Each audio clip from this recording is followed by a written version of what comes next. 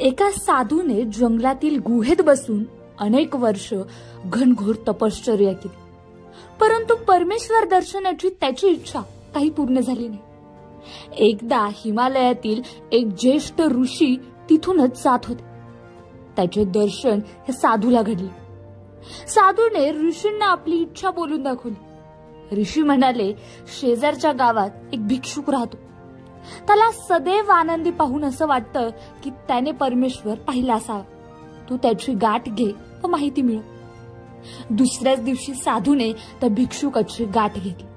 तो आपल्या नांदात तल्लीन होत भजन गात होता। साधूने त्याला विचारलं, बाबा रे, तू असं कोणतं पुण्यकर्म केलं आहे ज्यामुळे तुझ्यावर परमेश्वर प्रसन्न झाले आहे?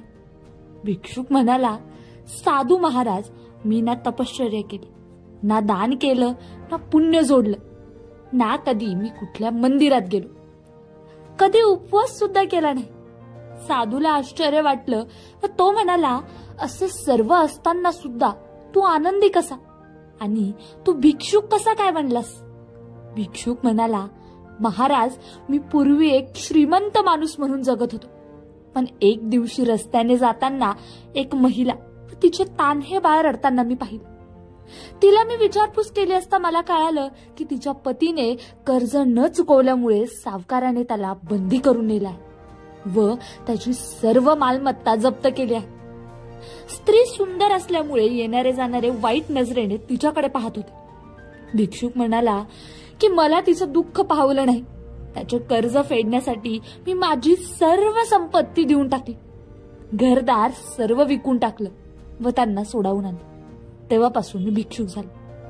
मी आता सुद्धा सुखी आहे, कारण देण्यातला आनंद काय आहे हे मला कळालं आहे।